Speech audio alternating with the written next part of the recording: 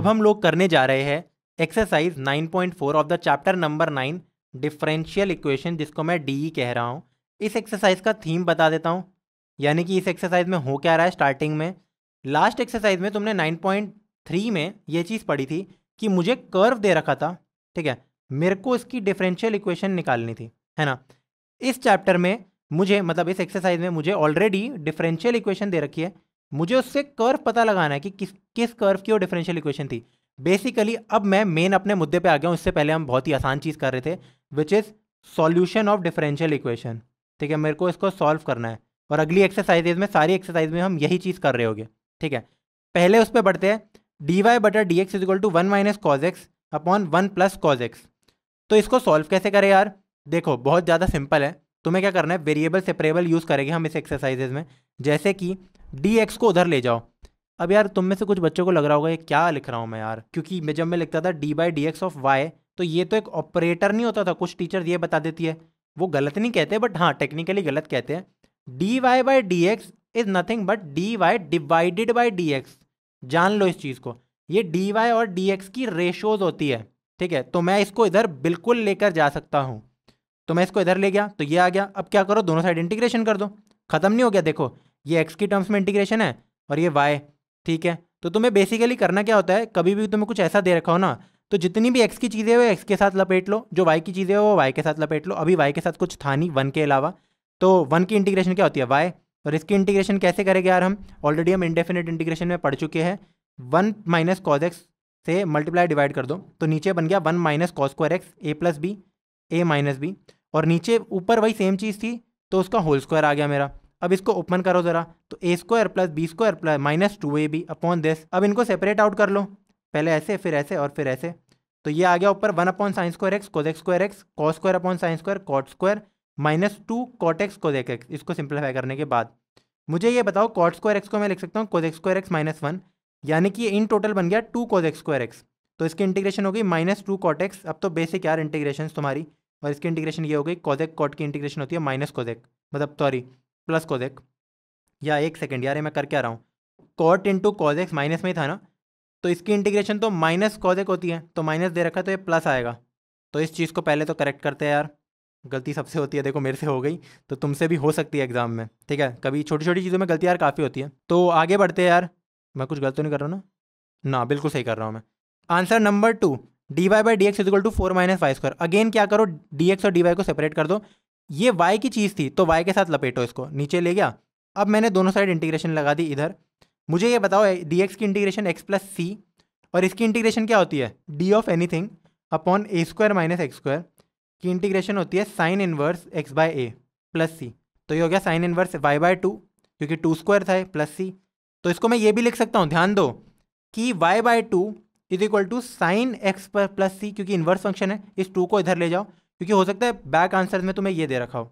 Answer number 3 42 बिल्कुल। इसमें क्या करना है, d y by d x plus y equal to 1। सबसे पहले इस वाई को इधर ले जाओ 1 माइनस वाई। अब इस 1 माइनस वाई को तुम नीचे ले जाओ और डी एक्स को इधर ले जाओ, कर दिया। अब दोनों साइड इंटीग्रेशन लगा दो। वेरिएबल सेपरेबल हर बार यार ब्रैकेट में लिख दिया करो, सीबीएसई है, कोई भरोसा नहीं है इनका नंबर काट ले इन छोटी छोटी चीज़ों के, तो लिख दिया करो, अच्छा रहता है। इसकी इंटीग्रेशन ये, अब मैंने किया क्या यार, इसकी डायरेक्टली कर दिया थोड़ा।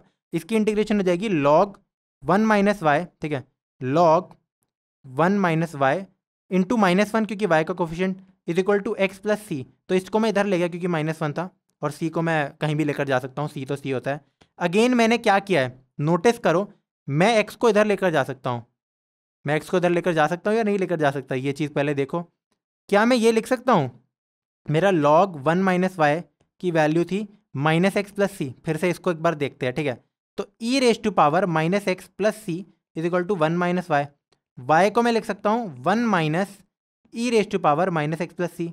ये ऑलरेडी माइनस में था, नहीं ये मेरा प्लस में था, तो वाई को उधर ले जाया, ये एक्चुअली हाँ प्लस में हो जाएगा, तो मेरा आंसर कुछ ये आ जाएगा, ठीक है। ये मैंने के क्यों लिखा है यार, ध्यान दो एक बार यार इस चीज़ का। अगर मैं e raise to power minus x plus c लिख रहा हूँ, इसको मैं लिख सकता हूँ e raise to power minus x into e raise to power c, which is in itself another constant. तो उसकी जगह मैंने ये डाल दिया। याद रखो यहाँ एक माइनस भी था, तो उससे कोई फर्क नहीं पड़ता है माइनस से, क्योंकि ऑलरेडी मैंने कांस्टेंट लगा दिया। नेगेटिव भी हो सकता है पॉजिटिव भी हो सकता है, ठीक है। अगला क्वेश्चन फिर से जल्दी से करते हैं। ये दे रखा है, सबसे पहले इसको उधर ले जाओ, माइनस में आ गया। उसके बाद y के साथ y की चीज़ें रखो, ये ऑलरेडी है, ये नहीं है। सिमिलरली x के साथ x की चीज़ें रखो, ये नहीं है, तो इसको इधर ले जाओ और x की चीज़ इधर ले जाओ। दिख रहा है तुम्हें, नीचे आ गया, यहाँ ये नीचे आ गया। दोनों साइड इंटीग्रेशन कर दो, बहुत सिंपल।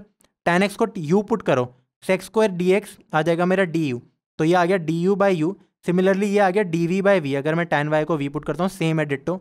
इसकी इंटीग्रेशन log u, इसकी इंटीग्रेशन log v, मैं इसको इधर ले गया तो मेरा आ गया log u plus log v is equal to c.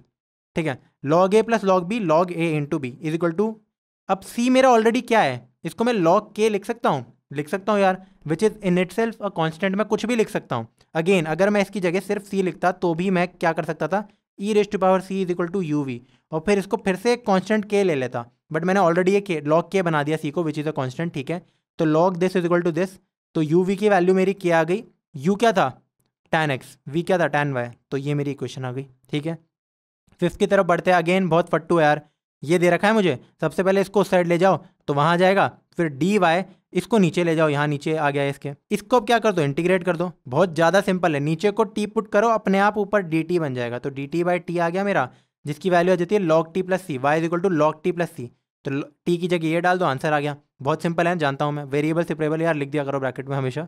ठीक है, answer 6, d y by d x की वैल्यू ये दे रखी है। ठीक है, तो क्या करो, सबसे पहले डी एक्स को उधर लेकर जाओ और वाई की चीज़ इधर ले आओ, ले आया, यहाँ भी ले आया, ये आ गया tan इनवर्स वाई, ये आ गया x plus x cube by 3 plus c. अब देखो tan इनवर्स समथिंग अगर ये है तो tan ऑफ दिस की वैल्यू y हो गई, तो मैंने ऐसे लिख दिया। ठीक है, seventh question, y into log y d x जो भी दे रखा है मुझे ऐसे, सबसे पहले इस माइनस को उस साइड ले जाओ, ले गया। अब y की चीज़ें इधर ले आओ और x की चीज़ें इधर, मैं ये भी ले आया, वेरिएबल सेपरेबल लगा दो ब्रैकेट में। अगेन लॉग y को टी पुट करो, अपने आप 1 by y d y d तुम्हारे बन जाएगा डी टी, तो ये बन गया डी टी बाई टी, और इसकी मैंने पहले इंटीग्रेशन कर दी log x, इसकी इंटीग्रेशन क्या होती है log t प्लस सी, मैंने सी भी यहाँ नहीं लिखा, यहाँ लिख दिया, y की जगह ऑलरेडी log था तो log of log y plus सी, तो इसका मतलब log x की वैल्यू थी मेरी, ये देखो मैं डायरेक्टली लिखा है मैंने, log ऑफ x की मेरी वैल्यू थी log of log y plus log of k। मैंने ऐसा क्यों किया यार, क्योंकि मैं लिख तो सकता हूँ this is a constant also, अपनी मर्जी से कुछ भी कर सकता हूँ मैं। ठीक है, तो इसका मतलब log a plus log b क्या होता है, log k log y log a b, तो अगर log this is equal to log this है तो x की वैल्यू क्या आ गई, k into this log y। ठीक है, तो अब मैंने क्या किया यार, x अपॉन k की वैल्यू हो जाएगी log y log e y, तो e raise to power x अपॉन k की वैल्यू हो गई मेरी y। अब मैंने 1 अपॉन k को c लिख दिया, मेरी मर्जी यार मैं कितने भी कॉन्स्टेंट्स को कैसे भी लिख दूं। ठीक है, क्योंकि कॉन्स्टेंट्स है वो, आर्बिटरी कॉन्स्टेंट्स है। आंसर 8 मेरे को ये दे रखा है, बहुत सिंपल है यार, dx को उधर ले जाओ, x5 को इधर, y को इधर ले जाओ, मेरा ये आंसर आ गया, इसकी इंटीग्रेशन ये आ गई, इसकी इंटीग्रेशन ये आ गई। ठीक है, अब मैंने 4 काट दिया, तुम बोलोगे ऐसा क्यों, क्योंकि तुम c/4 भी लिख सकते हो यार, इसको c2 लिख दो, एक ही बात है। तो आंसर मेरा आ गया फिर ये।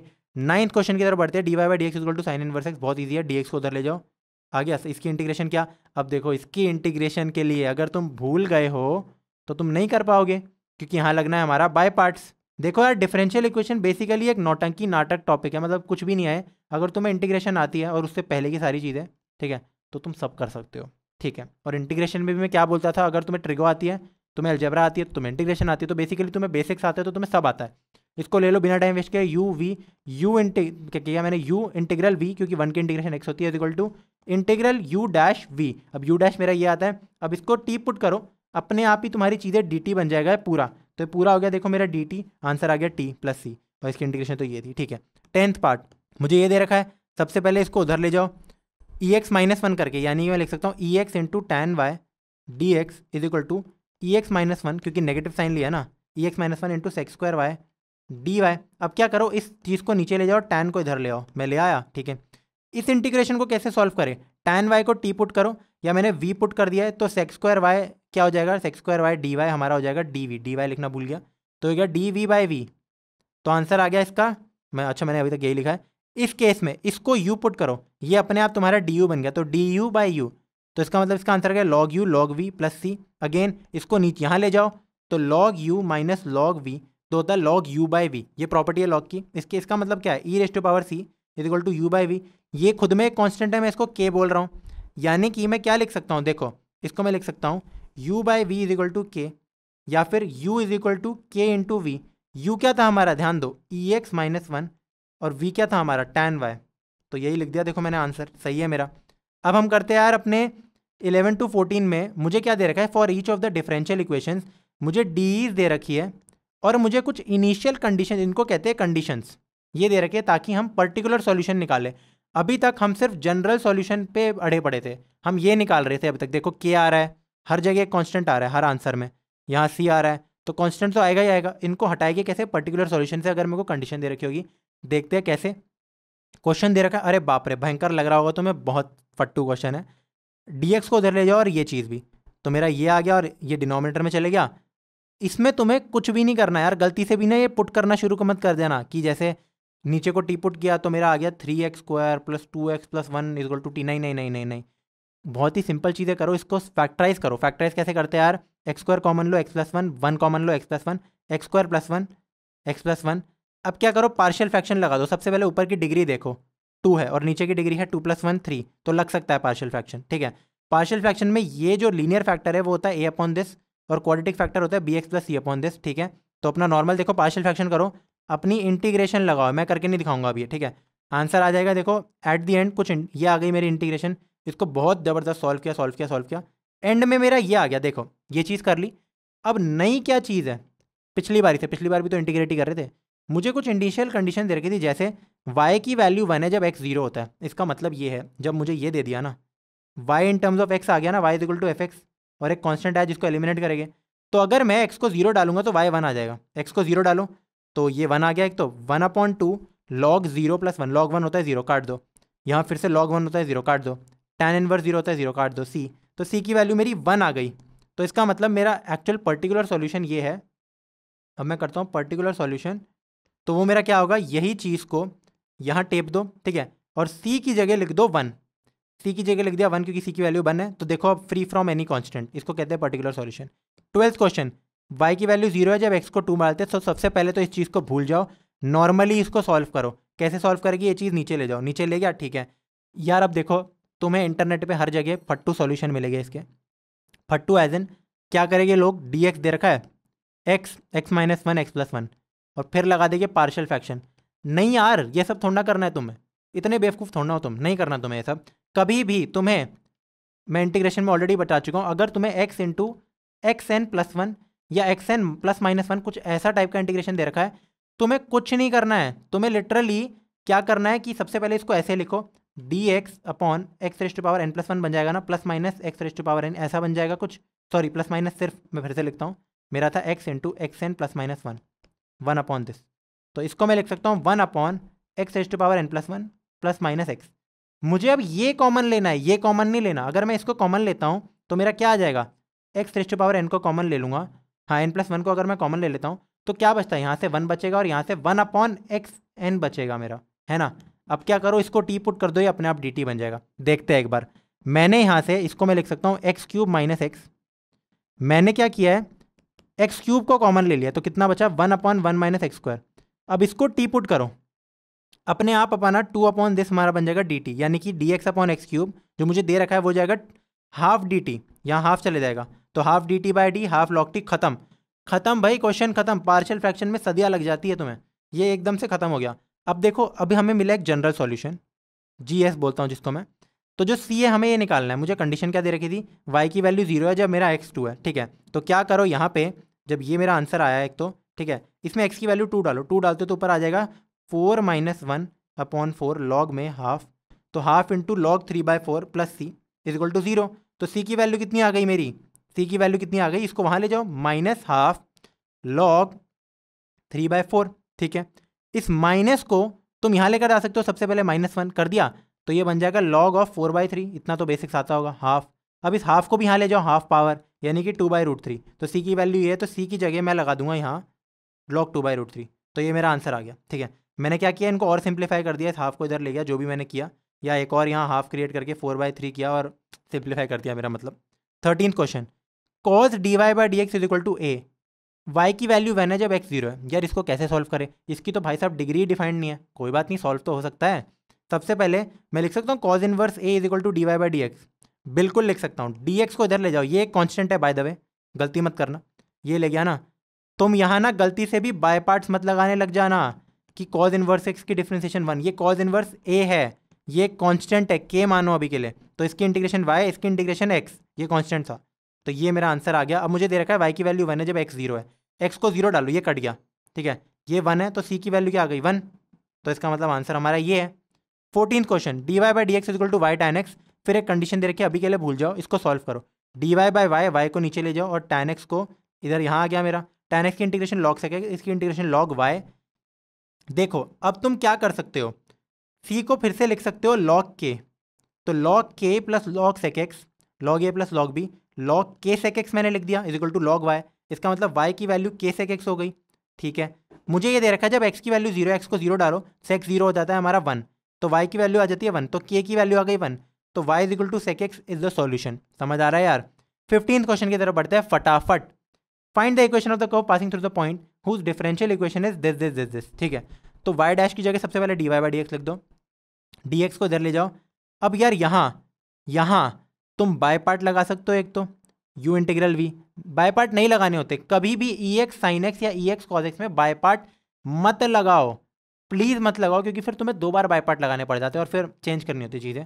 जो मैंने यूज़ किया इसको मैं बोलता हूँ अपना चारमैंडर्स फार्मूला। अगर तुमने पोकेमॉन देखा तो शायद तुम्हें समझ आ रहा हो बट ये मैंने खुद तो बनाया नहीं, हो सकता पहले से डिस्कवर्ड हो, बट मैंने इसको देखा है बस, ठीक है। तो मैंने क्या किया, तुम्हें याद है ये वाला formula e x f x plus f dash x. अभी छोड़ो इसको, सबसे पहले ये देखते देखते तुम्हें कितना दिमाग है। मैंने साइन एक्स के साथ एक कॉज एक्स प्लस किया, अगर मैंने ऐड किया तो सब्ट्रैक्ट भी करना पड़ेगा। फिर मैंने इसका डिफ्रेंसिएशन क्या होता है, साइन एक्स की डिफ्रेंसिएशन कॉज एक्स थी, माइनस कॉज एक्स की डिफ्रेंसिएशन होती है minus of minus sine x यानी प्लस साइन एक्स। ऐड किया है तो सब्ट्रैक्ट भी करना पड़ेगा। इंटेलिजेंट बच्चों को समझ आ गया होगा मैं क्या कर रहा हूँ, मैंने पेयरिंग कर दी। देखो इसको मैं ऐसे लिख सकता हूँ, this plus this plus this, 3 integrations कर दी।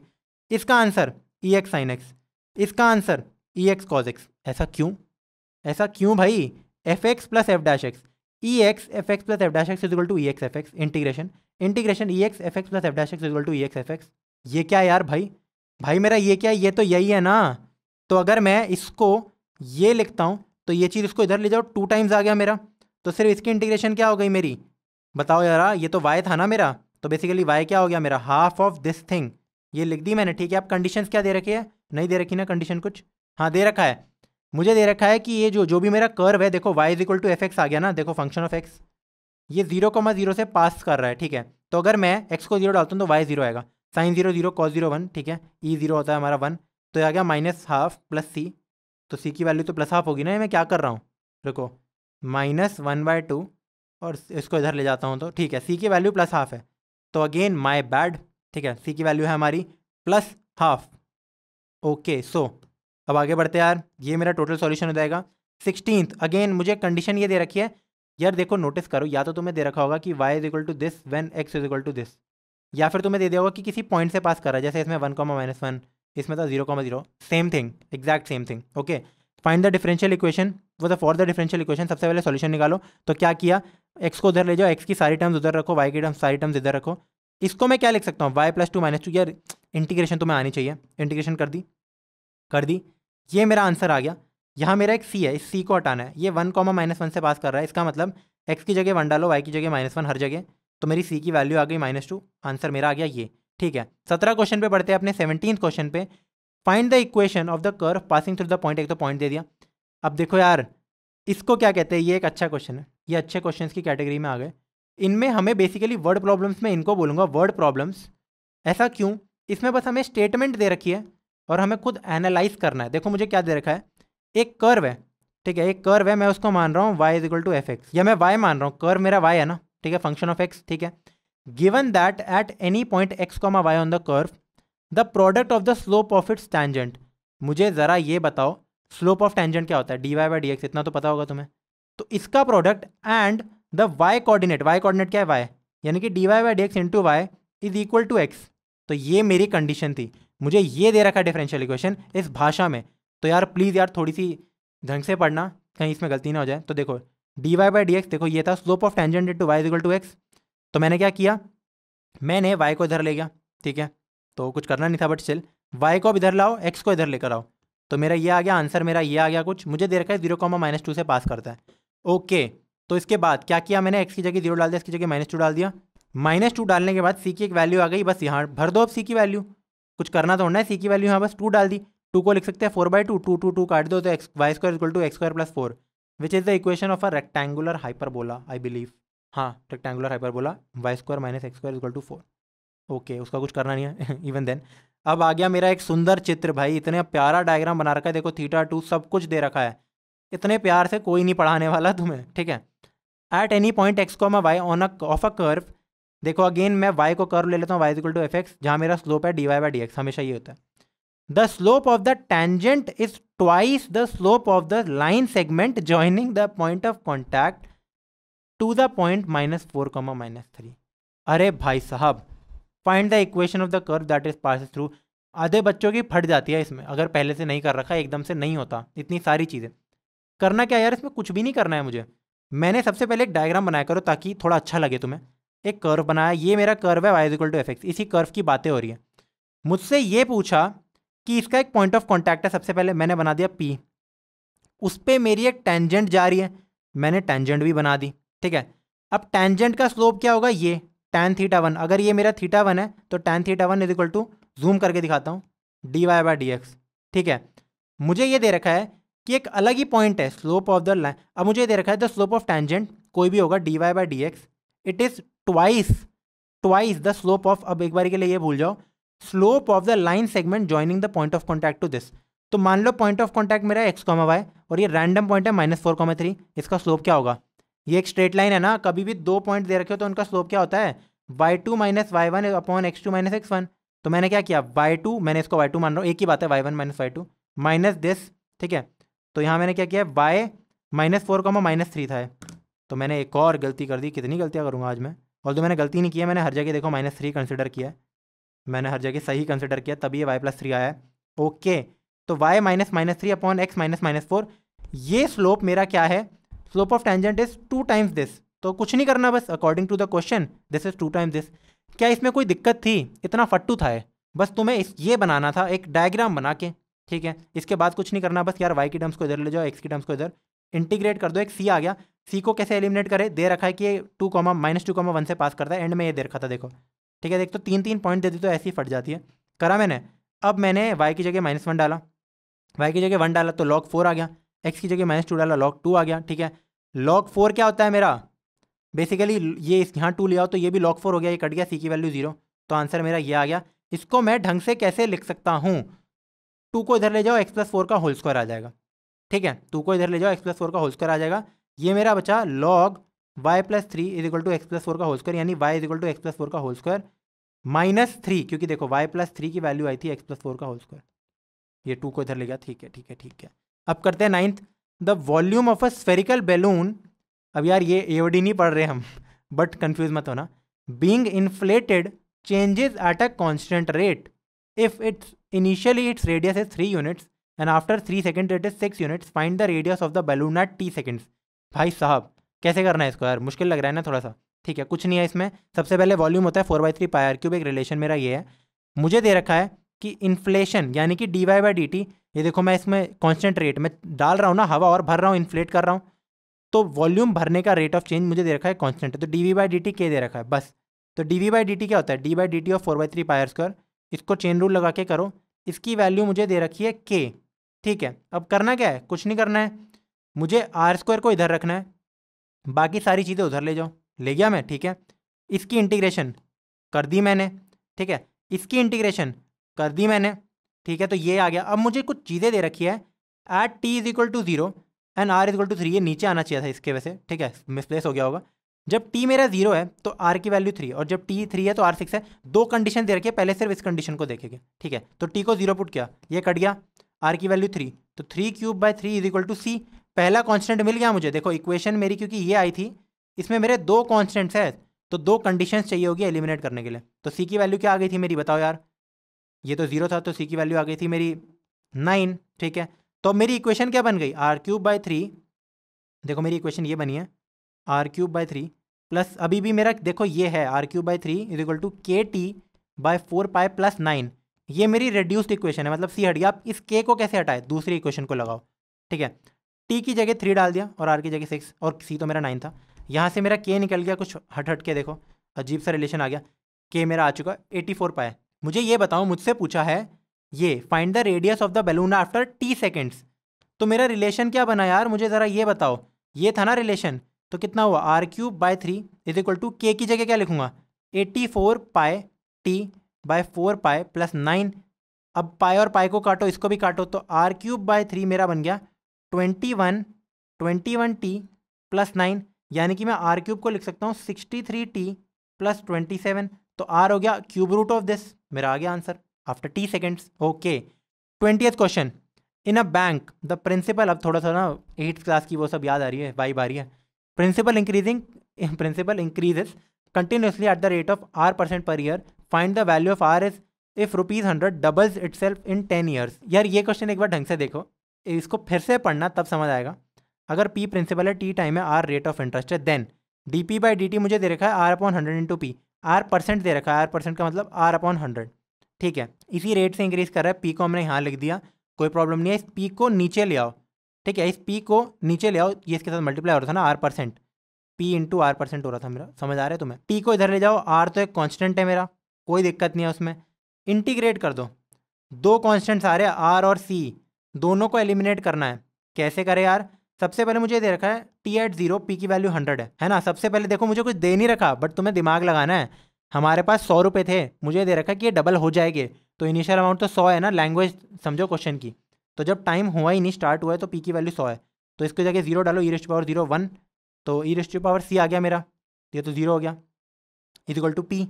तो इसको नोट करो, ठीक है, क्योंकि मैं इसको ये लिख सकता हूँ p is equal to e⁻RT/100 into e⁻c, ये तो इसकी प्रॉपर्टी एक्सपोनेंट्स की, और इसकी जगह मैं 100 लिख सकता हूँ हर बार, ठीक है। अब t जब 10 है, मुझे दे रखा है आफ्टर 10 ईयर्स हमारा जो प्रिंसिपल है वो डबल हो जाता है, यानी कि 200 रुपये हो जाएगा ना यार, देखो 200 हो जाएगा मेरा प्रिंसिपल। तो क्या लिखो, बस p की जगह यहाँ लिखो 200, ठीक है। r की जगह r है, अभी तक r निकला नहीं था, टाइम की जगह 10 डाल दिया, तो 10/100 r/10 इंटू e⁻c जो हमें 100 दे रखा था ऑलरेडी, इसकी वैल्यू ये है, इसको काटो 2 आ गया, e⁻r/10 हमारा 2 आ गया, log 2 की वैल्यू हो गई r/10। देखो क्वेश्चन में ऑलरेडी दे रखा था log 2 की वैल्यू 0.6931, तो मैंने चेप दी यहाँ, देखो इसकी जगह लिख दिया 0.6931 की वैल्यू आ गई r/10, तो r की वैल्यू आ गई 10 इंटू दिस, ठीक है यार। तो हमें निकालना क्या था यार, हमें हाँ वैल्यू ऑफ r निकालनी थी, तो निकल गई, बहुत ही सही। 21st क्वेश्चन की तरफ बढ़ते हैं यार। In a bank principal increases continuously at the rate of 5% per year. अब मेरे को r दे दिया 5%, तो 5/100 p आ गया। An amount of ₹1000 is deposited, यानी कि जब टाइम हमारा था ही नहीं, स्टार्टिंग में इनिशियली 1000 रुपये हमने डिपॉजिट किए। How much will it be worth after 10 years, यानी कि देखो मुझे कुछ ना कुछ इंटरेस्ट मिल रहा है ना। जब भी तुम बैंक में पैसे जमा करते हो तो पैसे बढ़ते हैं साल बाय साल, बहुत थोड़े थोड़े करके बढ़ते हैं, तो मुझे दे रखा है इस रेट से बढ़ रहे हैं, तो कैसे निकाले। सबसे पहले ये इक्वेशन मिल गई, dp/p is equal to this, तो ये इक्वेशन आ गई मेरी।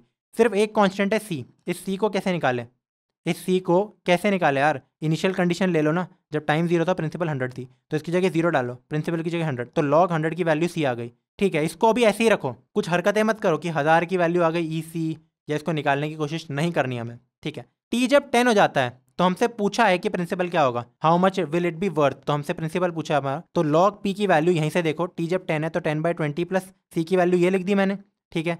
तो आ गया हाफ। मुझे ये बताओ ये e है ना, तो e⁻this is equal to p, तो e⁻this इसको मैं लिख सकता हूँ e⁻½ इंटू 100 इंटू 1000, सॉरी, क्योंकि e⁻log e 1000 होता है 1000, इतनी बेसिक्स लॉग आना चाहिए तुम्हें। e हाफ क्या होगा, दे रखा है शायद, देखो 1.648 लिख दिया, तो इसको इससे मल्टीप्लाई करो 1648, total amount after 10 years. I hope तुम्हें समझ आ रहा हो।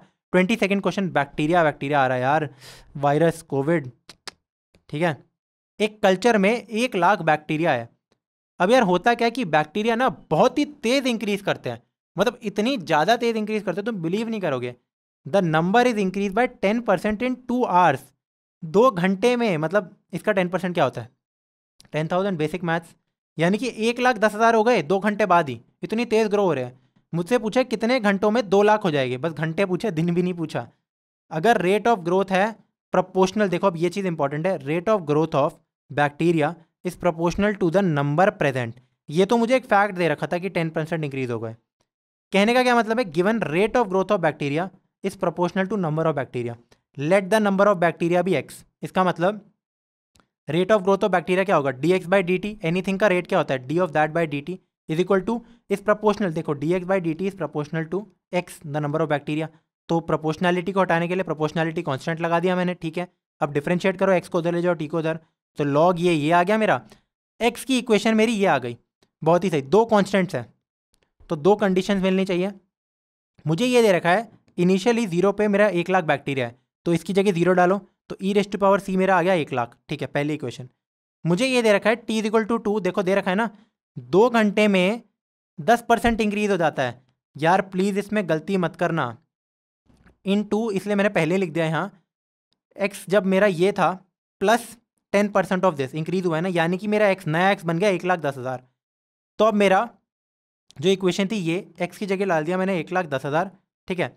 e⁻t की जगह मैंने 2 डाला है, 2k इंटू e⁻c, e⁻c की वैल्यू आ गई थी 1 लाख, यहाँ मैंने लिख दिया 1 लाख इंटू 2k, जीरोस काट दिए मैंने 4 और ये बचा 11 और ये बचा 10, तो ये कितना आ जाएगा 11/10 e⁻2k, e⁻k क्या हो जाएगा √11/10। इसको ऐसे ही रहने दो, कुछ नहीं करना तुम्हें अभी। We have to find t at which हमारा बैक्टीरिया 2 लाख हो जाए, तो क्या करो x की जगह 2 लाख डाल दो, ठीक है। इसकी वैल्यू क्या थी e⁻kt + c, e⁻kt into e⁻c, ठीक है। e⁻c की जगह तुम लिख सकते हो 1 लाख और e⁻kt को तुम एक्सपोनेंट्स के फॉर्मूले से लिख सकते हो। देखो e⁻m को मैं लिख सकता हूँ e⁻m इंटू e⁻n, बहुत बेसिक यार, 7वीं क्लास में पढ़ चुके हो, बताने की भी जरूरत नहीं है मुझे। तो इसकी वैल्यू ये लिख सकते हो तुम, इसकी वैल्यू ऑलरेडी पता है तुम्हें √11/10 की t, ठीक है। तो मुझे बताओ ये चीज़ कट गई, 2 बचा, 2 = दिस, तो इसका मतलब log ऑफ 2 ये मेरा t आ जाएगा आंसर, ठीक है। इसको मैं एक और चीज़ लिख सकता हूँ यार, log 11/10 की रूट को मैं लिख सकता हूँ, इस 1/2 को बाहर ले आया, मैं बाहर ले आया, तो ये वो टाइम है जब बैक्टीरिया 1 लाख से 2 लाख हो जाएगा। और ये कोई बड़ा नंबर नहीं यार, बहुत ही फटाफट हो जाएगा यार, जब मेरा 2 घंटे में इतना बढ़ गया था, ठीक है। यार एक छोटी सी ना मिस्टेक हो गई थी, मैंने क्या किया था, यहाँ मैंने ले लिया था log 2 रेज़ टू पावर ये 11/10, इसको मैंने t ले लिया था, ऐसा नहीं होता। अगर मैं दोनों साइड्स log लूँगा तो इस साइड आ जाएगा log 2 और इस साइड आ जाएगा t log 11/10 का रूट, ठीक है। तो हमारा टाइम किसके बराबर हो जाएगा, ये हो जाएगा log 2 डिवाइडेड बाय log 11/10 का रूट, ठीक है। अब 11/10 के रूट को मैं लिख सकता हूँ पावर 1/2, ये 1/2 जंप होके इधर आ जाएगा और ये ऊपर जाके 2 बन जाएगा, तो मेरा फाइनल आंसर आ जाएगा ये 2 log 2 अपॉन log 11/10, ये करेक्ट आंसर है। 23rd हमारे MCQ शुरू हो चुके हैं। The general solution of the differential equation this is, तो 4 ऑप्शन स्क्रीन पे है, ए e⁻x + e⁻y = c, e⁻x + e⁻y = c, c option e⁻x e⁻y = c, d option दोनों में माइनस लगा दिया। इसको सॉल्व करना है ना यार, फट्टू है, गलती से भी x + y को t मत ले लेना, क्योंकि ये आगे हम पढ़ेंगे या फिर करने वाले हैं। तुम ये लिख सकते हो e⁻m + n, e⁻m into e⁻n, okay. E y को नीचे ले जाओ, डी एक्स को ऊपर ले जाओ, ये आ गया मेरा आ गया था dy/e⁻y = ex dx, ई वाई को मैं ऊपर ले जा से e⁻y लिख सकता हूँ, आ गया, ठीक है। इसको सॉल्व करो, इसको सॉल्व करो, अब क्या करो, इसको इधर ले जाओ, तो मेरा आ जाएगा e⁻x + e⁻y - -c। अब -c का मतलब c होता है कांस्टेंट है, इसको k लिख दो। तो ये देखो ये कहाँ है, मेन इससे मतलब है फर्स्ट, तो a is the correct option. तो यार इसी के साथ हमारी 9.4 एक्सरसाइज फिनिश हो चुकी है। अब हम बढ़ेंगे अपनी एक्सरसाइज 9.5 पे।